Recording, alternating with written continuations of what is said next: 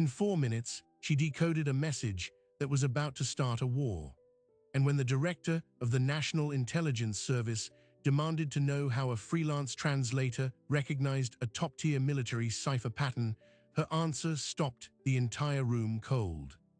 The subject was a woman named Amina Diallo, a 29-year-old freelance linguist hired in a moment of sheer desperation.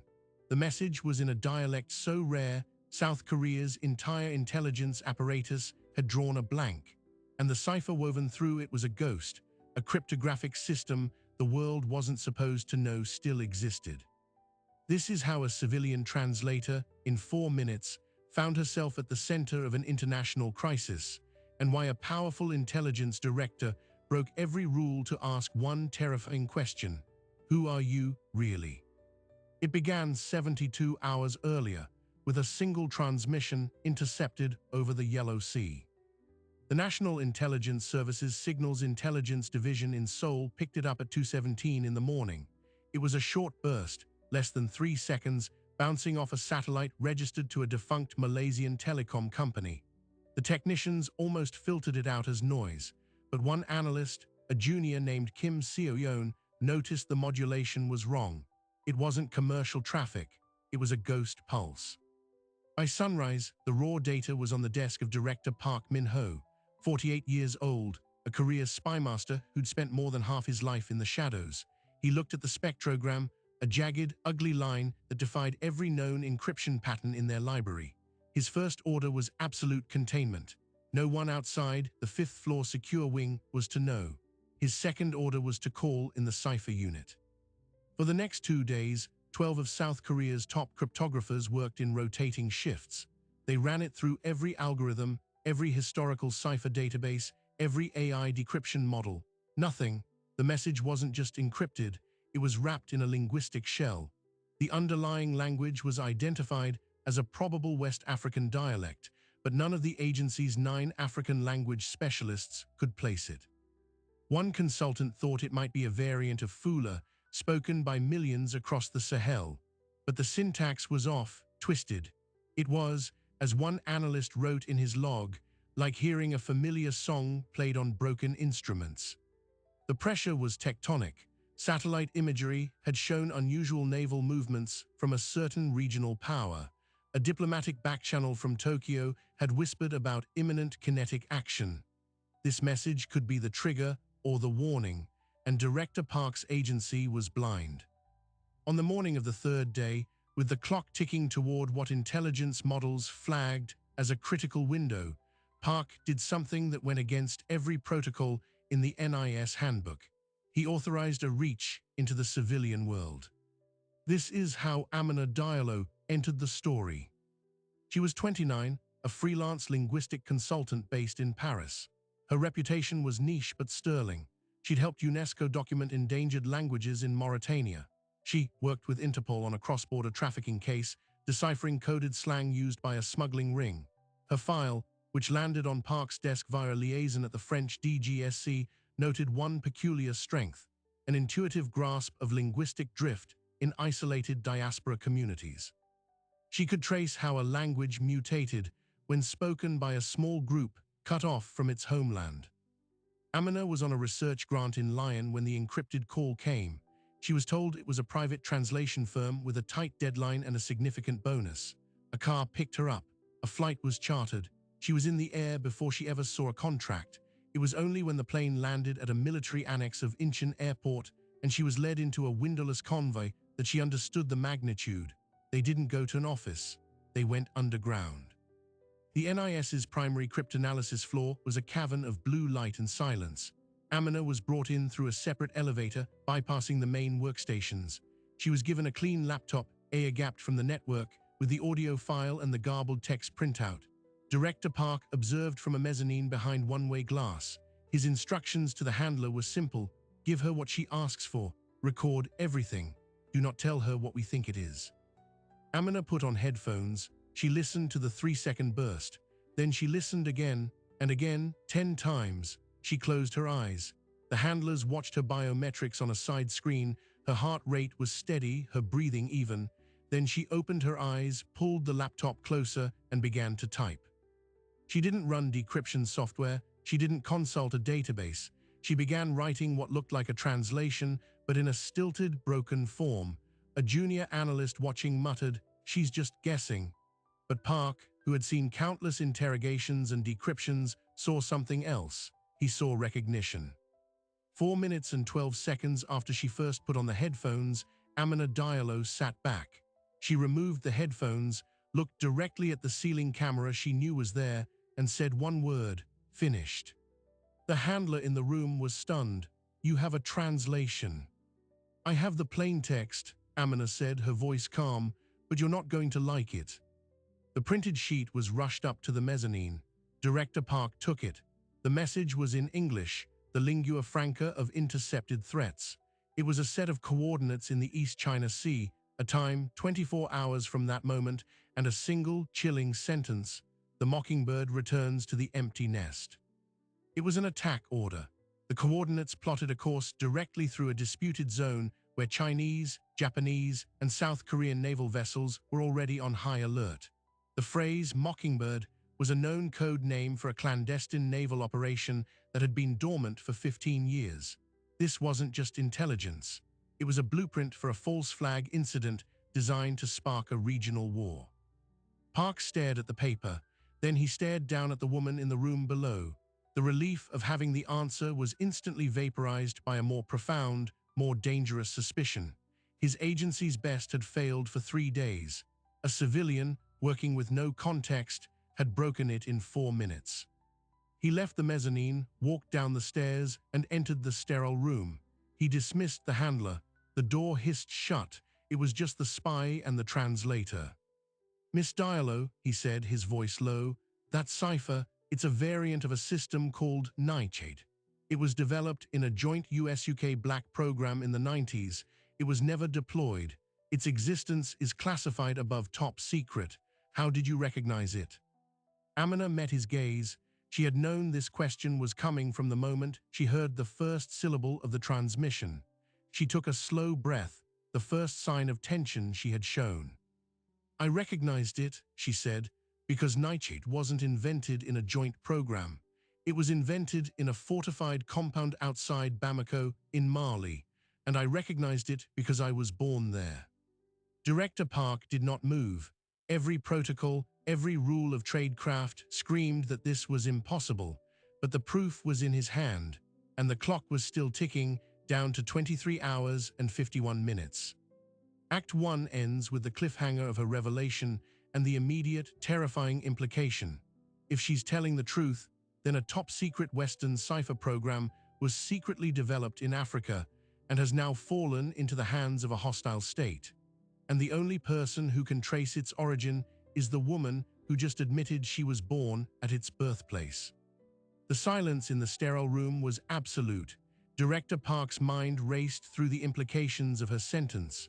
A top-secret cipher born in a Malian compound, a birthplace she shared. This wasn't a decryption. It was a confession with global consequences.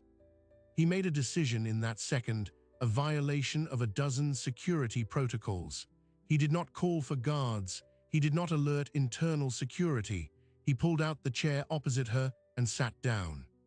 "Start from the beginning," he said, "where you were born." Amina Diallo looked at the man who held her fate in his hands. The crisis outside, the coordinates, the mockingbird, the ticking clock was now secondary to a deeper, more dangerous truth. And so she began to talk.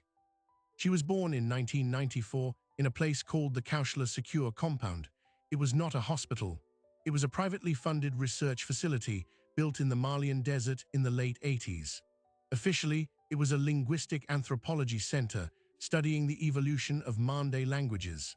Her mother, Dr. Fatoumata Diallo, was a brilliant Malian linguist and cryptographer. Her father was a man she never met, a French engineer named Laurent who worked there for 18 months and was gone before she was born. "My earliest memories," Amina said, "are not of playgrounds, they are of soundproofed rooms, of my mother drawing strange symbols on a chalkboard and other men and women, Africans, Europeans, Americans, arguing about phonetic entropy and unbreakable roots. They weren't just studying language, they were weaponizing it." The project, she explained, was born from a radical idea. What if you could build an encryption system not on mathematical algorithms alone, but on the inherent, chaotic complexity of an endangered language? A language with fewer than 10,000 native speakers, a non-standardized writing system, and tonal patterns that acted as a natural second layer of code.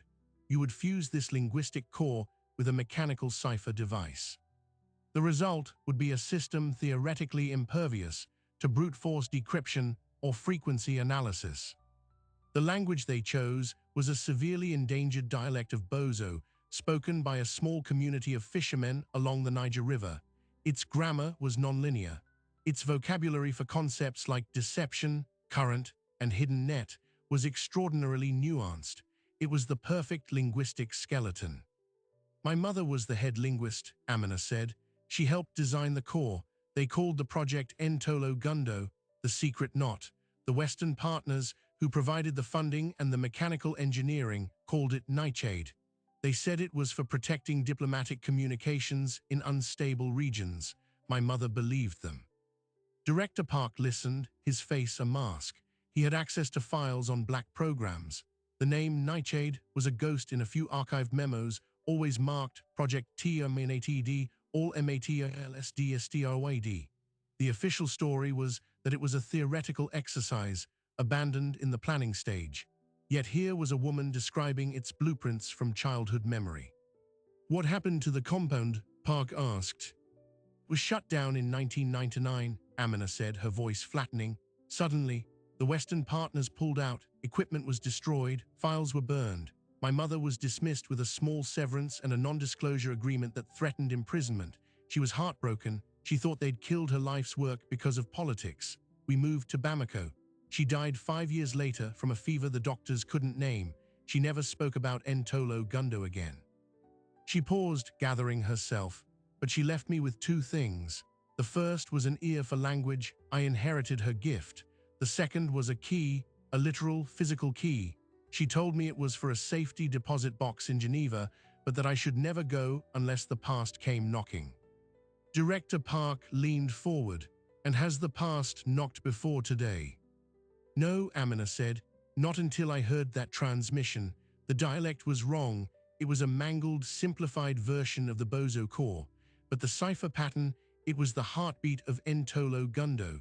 Someone had taken our mother's secret knot and tied it into a noose. The geopolitical puzzle snapped into a new, horrifying shape. Nightshade wasn't just stolen Western tech. It was a hybrid, born in Africa, co-opted by Western intelligence, supposedly buried, and now resurrected by a third party.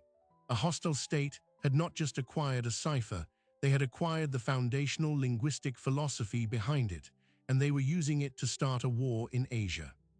Park stood up. The clock was now at 22 hours. He had a choice: treat Amina Diallo as an intelligence asset or as a security breach.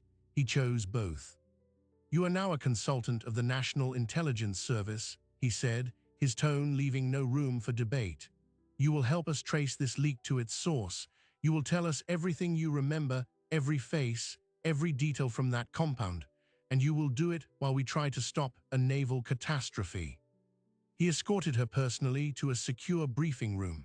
On the way, he gave rapid-fire orders. A team was dispatched to dig into the buried records of the Kaushala compound. Another team began cross-referencing the names of the Western partners Amina vaguely remembered, a Mr. Davison, an organization called Palladium Holdings. In the briefing room, a live feed showed the East China Sea. The coordinates from the message plotted a point in international waters, but squarely in a lane used for military exercises. Japanese and Chinese destroyers were both adjusting their patrol patterns. The stage was being set. Amina worked. For hours, she mapped out everything she could recall: the layout of the compound, the names of local staff, the make of the cipher machines, clunky brass devices with rotating discs etched with Bozo syllables. She described the day the foreigners left, the crates being loaded onto unmarked planes. Meanwhile, in a separate secure channel, Director Park made a call he dreaded. He contacted his counterpart in the U.S. National Security Agency's Signals Intelligence Directorate. He provided the decrypted text, and posed a single, pointed question. What do your archives say about the Nightshade Project and its development in Mali, Africa? The silence on the secure line was telling. The American counterpart promised to look into it. The deflection was obvious. 40 minutes later, the answer came back. We have no record of any such joint cryptographic development in Mali. The Nightshade Project was an in-house theoretical study, never operationalized. Your source is likely misinformed or engaging in disinformation. Park ended the call. The American denial was a confirmation in itself. It meant the secret was still worth lying about 25 years later. Back with Amina, a researcher brought a breakthrough. Digging through declassified French colonial engineering logs, they found a blueprint, a construction permit for a climate-controlled research annex issued in 1988 outside Kaushala. The contractor was a shell company. The architect's name was Laurent Roch, Amina's father.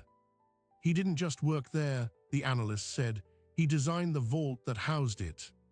Amina stared at the scanned, faded blueprint. It was the first tangible proof that her childhood memories were not a fantasy.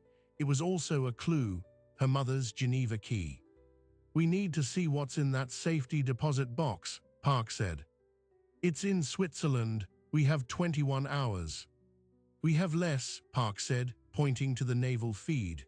A Japanese Coast Guard vessel had just reported a sonar contact near the coordinates, an unidentified submarine running silent.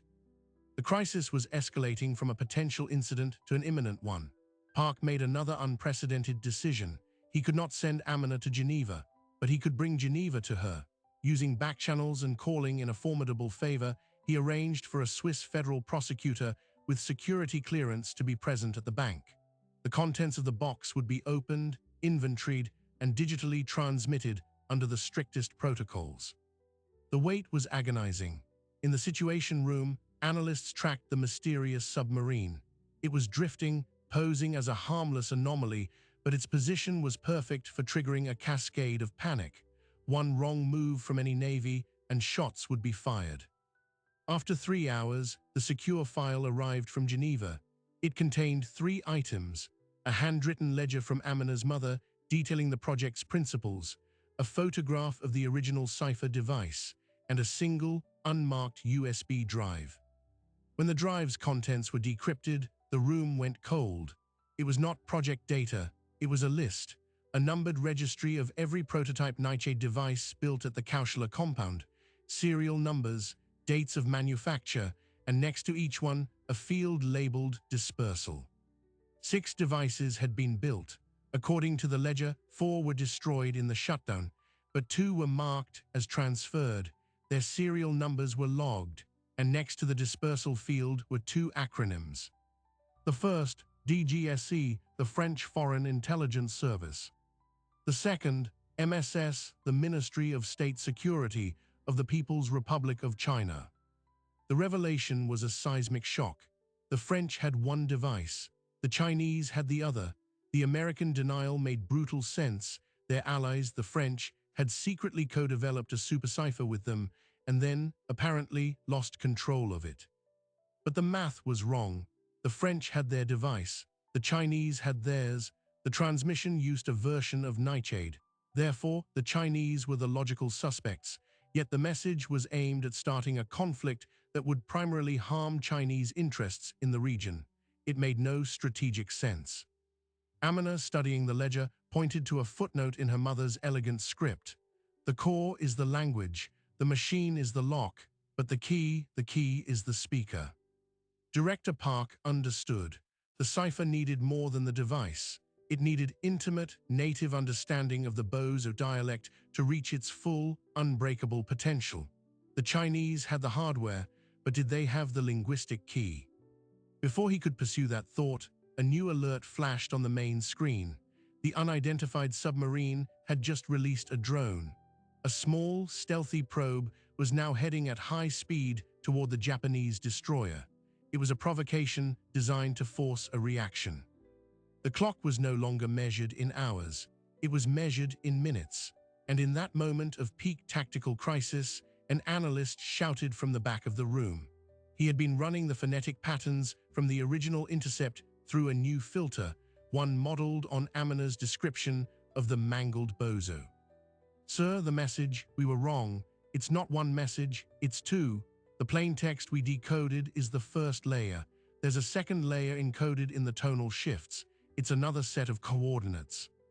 The new coordinates flashed on the screen. They plotted a location not in the East China Sea, but in the mountains of northern Myanmar, a known black site for cyberops, used by a shadowy mercenary network with ties to multiple intelligence agencies. The Mockingbird naval incident was a diversion, a bloody, catastrophic distraction. The real operation was happening 1,500 miles away. Director Park turned to Amina Diallo, the woman whose past had just unraveled a decades-old secret and whose skills had just uncovered a double-blind plot. "The compound, the cipher, your mother's work, it was all a prelude," he said, the weight of the revelation in his voice. "This was never about starting a war. It's about hiding a theft.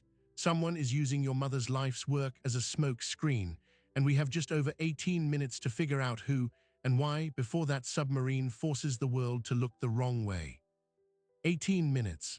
In the Situation Room, all attention split between two screens, the live drone feed from the East China Sea and the satellite imagery of a remote mountain facility in Myanmar. Director Park had to make a choice: chase the distraction or uncover the truth. He made a third choice. He would do both, and he needed Amina to fracture her own past to do it. "The second message," Park said, turning to her, "the one in the tonal layer, can you decode it fully? We need context." Amina was already working, her fingers flying across a specialized keyboard that mapped tonal inflections. "It's not just coordinates," she said, her voice tight with concentration. "It's a personnel list and a confirmation code. All assets in position, package secure, await green light from," she trailed off, squinting at the screen. "The final word is obscured, but the prefix is Palladium." Palladium, the name from her childhood memories, the organization her mother's Western partners represented. An analyst confirmed it instantly. Palladium Holdings, a private British strategic intelligence firm, shut down in 2003 after a scandal. Their client list was rumored to include MI6, the CIA, and several Gulf states. The pieces began a sickening pivot. Palladium wasn't just a contractor, it was a cutout, a deniable intermediary between Western intelligence and the Kaushla project. If they were signaling an operation in Myanmar, then this wasn't a Chinese play. It was a Western one, using a Chinese-owned cipher as cover. Park issued rapid orders. He contacted the South Korean ambassador in Myanmar, requesting an immediate, discreet aerial reconnaissance of the coordinates. He then did the unthinkable. He placed a direct, secure call to the Chinese Ministry of State Security Liaison Office. He presented a single, stunning piece of bait, the serial number of the Nightshade device from the Geneva Ledger, the one marked for the MSS. The reaction was instantaneous and volatile. The Chinese liaison demanded to know how South Korea possessed that number. Park stated the truth. They had intercepted a message encrypted with that specific device's signature. The message was being used to frame China for an act of war. In the East China Sea, the clock hit zero. The drone closed within 500 meters of the Japanese destroyer. The ship's point defense systems activated, painting the small object with targeting lasers. A single nervous finger on a trigger would ignite the conflict. Then abruptly, the drone changed course. It veered hard to port, dove beneath the waves, and self-destructed in a harmless puff of bubbles. The immediate crisis was defused. The Chinese, it seemed, had just sent a counter-command. They had reclaimed control of their stolen cipher, or at least signaled to the hidden submarine to stand down. The diversion had been neutralized, but the cost was a terrifying revelation. The Chinese intelligence apparatus had been penetrated. Someone had used their most secret tool against them. The focus now burned white-hot on Myanmar. The reconnaissance feed came in. The coordinates pinpointed a former telecommunications relay station built into a mountainside. Heat signatures showed a power generator and at least 24 human forms, but it was the insignia on a Park truck, enhanced and clarified, that made Park's blood run cold. It was the logo of a private military company called Greystone Solutions, a company founded by ex-operatives of Palladium Holdings. This is a Palladium ghost operation, Park concluded. They're using mercenaries. The package they're securing, it has to be the other Nightshade device, the one that was supposed to be destroyed. Amina shook her head, a deep, personal dread settling in her features. No, the package isn't the device. My mother's ledger said 2 devices were dispersed. The French and the Chinese got the hardware, but the key was the speaker, the living, breathing linguistic key. She looked at Park, her eyes wide with a horrifying realization. The 6th device. The ledger listed 6 prototypes, 4 destroyed, 2 dispersed. That's what we saw, but my mother was a linguist, not an accountant. She logged the machines. She wouldn't have logged the human assets. What are you saying? There was a 7th entry, Amina whispered. Not a device, a person. The project needed a native speaker of the pure Bozo dialect to perfect the system, to be the living cipher. They recruited one, a young man from the Niger River communities. His name was, I remember my mother arguing about him. She called him the Anchor. His name was Ausmain. The room fell silent. The ultimate secret of Nightshade was not a machine, it was a man, a living cryptographic key. And if Palladium was in Myanmar with a package, they weren't retrieving old hardware, they were extracting a human being. The implications were monstrous. With Ausmain, you wouldn't need the physical device. You could build new ones. You could teach the cipher to anyone. You could own the system in perpetuity. We have to get there first, Amina said, her voice fierce. If they take him, the cipher becomes a permanent weapon, and it will be my mother's fault. Director Park faced a labyrinth of diplomatic landmines. Sending South Korean forces into Myanmar was an act of war. He needed deniability and extreme precision. He turned to the only option left, a joint cyber-physical strike. While his cyber unit prepared to sabotage the facility's communications and power, he activated a single, deep-cover NIS operative who was visiting family in the region. The mission was simple: infiltrate, confirm Ausmain's presence, and delay extraction. As the teams mobilized, Amina made a request. She wanted to speak to the operative, to give him a phrase in the true Bozo dialect, a phrase only Ausmain would recognize and respond to. It was the only way to confirm his identity without setting off alarms. The phrase she chose, her voice trembling slightly, was, "The net is torn upstream," a fisherman's warning, her mother used to say. The operative, codename HWAC, acknowledged. The clock was now measured in hours. In the tense quiet of the planning room, Amina confronted the other haunting question. Who inside the Chinese MSS lost control of their device, and who inside Palladium is still alive and running this? The research team had an answer. Cross-referencing the disbanded Palladium Holdings with the Myanmar facility's ownership, they found a trail. It led to a retired British intelligence officer named Alastair Finch. Officially, he died in a sailing accident in 2008. Unofficially, his digital footprint had been spotted on dark web forums brokering cyber weapons as recently as 6 months ago. Finch had been the Palladium liaison to Kaushala. He knew the project intimately. He knew about Ausmain. And the Chinese leak, Park pressed. That trail was darker. The serial number of the Chinese device had appeared in a batch of data stolen from an MSS contractor in Hong Kong 2 years prior. The hack was attributed to a group called Jade Serpent, known to be a freelance cyber espionage unit for hire. Their last known client, according to French intelligence whispers, was none other than the revived shell of Palladium Holdings.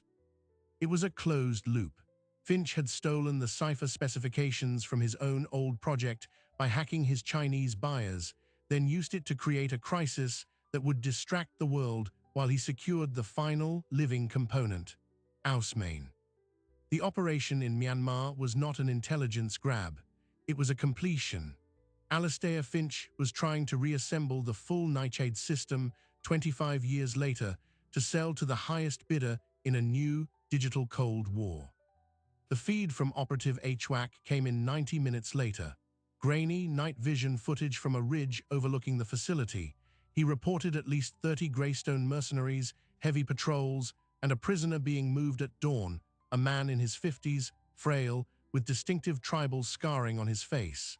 HWAC used the phrase. Through the audio feed, they heard HWAC's whisper into the wind. The net is torn upstream. A moment of static, then a gasp in a language that hadn't been spoken in a secure room in decades. Ausmain's voice, cracked with age and fear, replied in Bozo, then the fish swim to the deep shadow. It was him, the living key was confirmed. But as HWAC relayed this, his feed erupted with shouts. He'd been discovered. The video shuddered, showed flashes of muzzle fire, and then went black. The mission had just turned from reconnaissance to rescue, and their only man on the ground was now compromised. Director Park stood in the glowing blue dark of the Situation Room, the weight of collapsed timelines pressing down. The diversion was over. The true threat was identified, but their window to stop it was slamming shut, and a man's life, a man who was himself a secret, was about to be vanished forever. He looked at Amina Diallo, the daughter of the cipher's creator. He looked at the frozen, black screen that was Operative HWAC's last transmission. They have Ausmain, they have the key, and in less than 3 hours, they will have him on a plane to a black site where no one will ever find him, Park said, his voice low and final. We have just one move left, and it requires us to do the very thing they expect us to do nothing about. We have to go in, not with deniability, with everything. 3 hours, that was the extraction window. Alistair Finch's mercenaries would move Ausmain undercover of a scheduled medical evacuation flight. Director Park's countermove was a silent war declared in a single, encrypted sentence to 3 Allied intelligence services. He was not asking for permission. He was presenting a fact. The architect of the East China Sea crisis was in Myanmar, and he was holding the original cipher. The responses were swift and cloaked in plausible deniability. The American CIA provided real-time satellite overwatch and a drone jammer capable of isolating the facility's communications. The French DGSC, deeply implicated by their own lost Nightshade device, supplied the blueprints for the Mountain Relay Station, a design they had ironically helped build in the 90s. The Japanese intelligence service, furious over the naval provocation, offered cyber support to spoof the medical flight's transponder codes. The operation was codenamed Not Cutter. A South Korean Special Forces unit, already on exercises in Thailand, was wheels up within the hour. Their mandate was not to seize the facility, but to create chaos, to interrupt the extraction long enough for a smaller surgical team to infiltrate and secure Ausmain. That surgical team was a single person, Operative HWAC, who had survived the firefight and gone to ground in the jungle. His new orders were to find and hold. In the Seoul Situation Room, Amina Diallo was given a headset. Her role was to be the voice in HWAC's ear, the cultural and linguistic translator for a man who was now hunting for a human secret. She watched the drone feed as the sky over the Myanmar mountains began to lighten with dawn. He will be terrified, Amina told HWAC over the comms, her voice steady. He has been a prisoner for decades, first of the project, then of whoever hid him. Speak slowly, use the phrase about the river current. It is a sign of home. They could hear HWAC's ragged breathing as he moved through the dense undergrowth, circling back toward the compound. I have visual on the east gate, increased patrols, they're loading a vehicle. Director Park gave the order, the American drone jammer activated. Across the facility, radios died, screens filled with static. The sudden silence of digital death was their opening chord. The South Korean Special Forces hit the north perimeter with precise, thunderous charges, not to invade, but to deafen and distract. As alarms that could no longer sound were replaced by real explosions, Greystone mercenaries scrambled toward the noise. HWAC moved through the blind spot. He breached a service entrance, following the French blueprints. His camera feed showed empty corridors, a makeshift barracks, then a reinforced door with a biometric lock. He used a shaped charge from his kit. The door blew inward.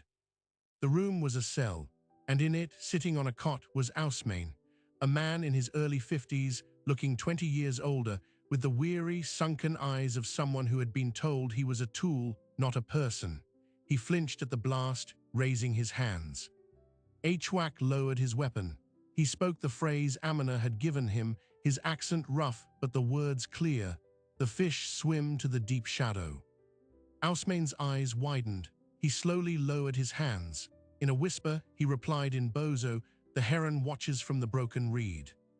It was the correct response. The second half of the old Corland response. The living key had just verified himself. "I am here to take you home," Hwak said in English, knowing Ausmain understood. But extraction was never going to be that simple. As Hwak moved to secure Ausmain, a figure appeared in the shattered doorway, not a mercenary, an older man in khaki trousers and a faded polo shirt, holding a pistol with casual expertise. Alistair Finch. "I rather thought you'd come," Finch said, his voice crisp and calm over Hwak's open mic. "The Koreans are so admirably direct, but you're too late. The cipher isn't in this room, it's in his mind, and minds can be copied." In Seoul, Amina stiffened at the sound of that voice. It was a ghost from her mother's stories, the polite Englishman who brought chocolate and asked too many questions. On the feed, Finch kept his pistol trained on Hwak but looked at Ausmain. "We've already taken what we need, old friend, neural mapping, voice sprint algorithms. We don't need the man anymore, we need the pattern, and we have it." He was bluffing, he had to be. The technology to fully extract a linguistic cipher from a human brain under field conditions didn't exist, but the claim was a threat and a stall. His mercenaries, now realizing the main assault was a feint, would be converging on his location. Director Park made a decision. He patched a new voice into the channel.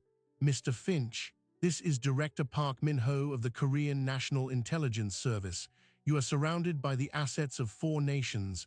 Your operation is over. Release the asset and surrender." Finch actually chuckled. "Director Park, I read your file. You're a man who follows rules. That's why you'll lose. I'm not holding him hostage. I'm offering you a trade. Let us walk to the helicopter. In return, I give you the location of the Chinese double agent who leaked the Nightshade signature, a name that will win you great favor in Beijing." It was a classic spy move, trade a pawn for a king, but Park was done trading. "Hwak," Park said, his voice cold, "take the shot." In Myanmar, Hwak moved, but Finch was faster. He didn't shoot Hwak, he shot Ausmain. The round struck the man's shoulder, spinning him to the floor. It was a non-lethal wound, a gambit to create chaos. As Hwak dove for cover, dragging Ausmain with him, Finch disappeared back into the corridor. The feed became a blur of motion and gunfire.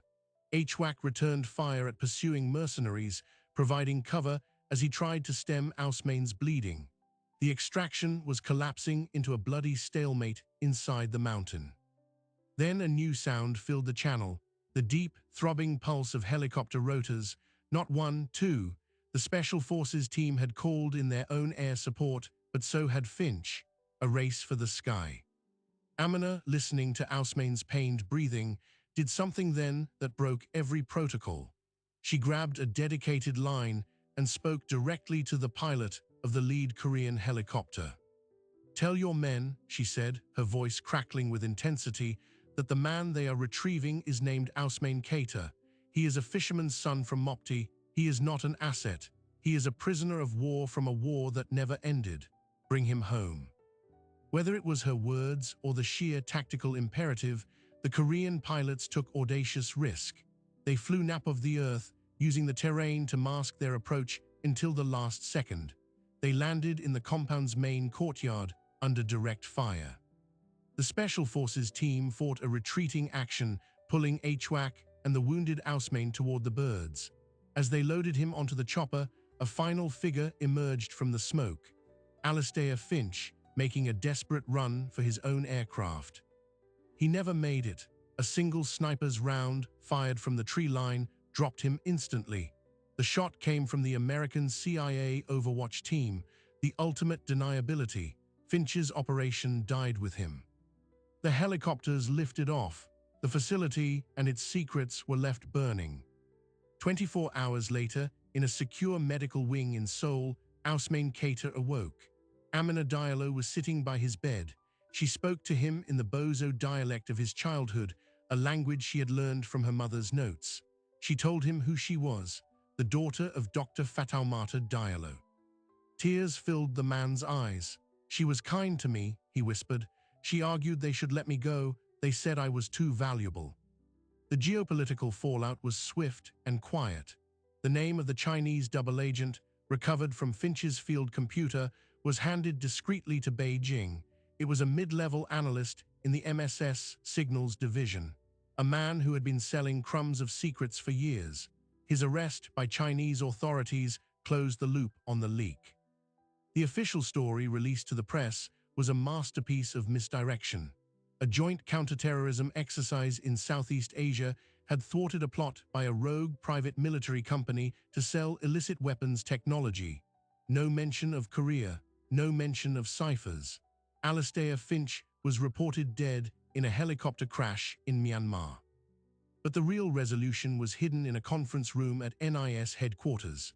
Director Park, Amina Diallo, and a recovering Ousmane Keita met with representatives from France, the United States, and Mali.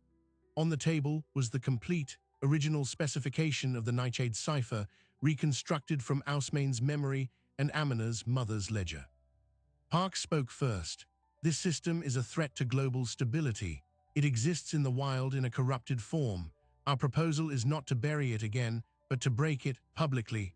We release the full linguistic core and the mechanical specifications to the global cryptographic community.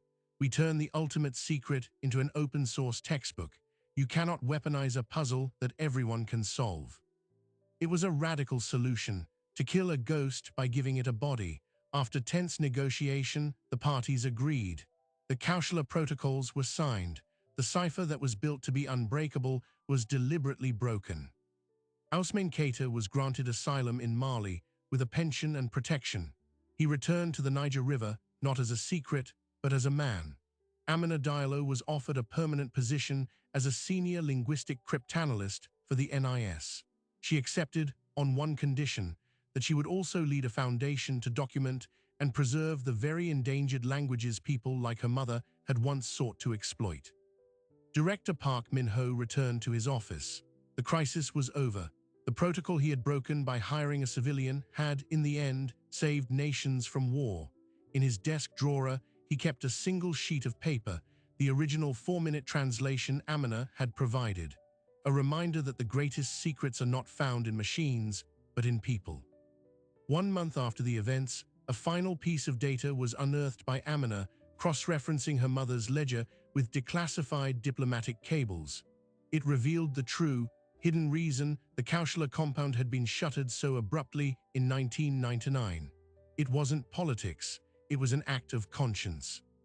Dr. Fatoumata Diallo had discovered that Palladium and its partners intended to use Nightshade not just for communication security, but for something darker, to create untraceable command codes for autonomous weapons. She had threatened to expose them. The project was terminated not to bury a failure, but to bury her ethical revolt. Her death, years later, from an unexplained fever, now carried a sinister shadow. Amina brought this finding to Director Park. He read it and said only, "Some secrets are not meant to be kept, only understood." The cipher was broken, the secret was out, the weapon was defanged.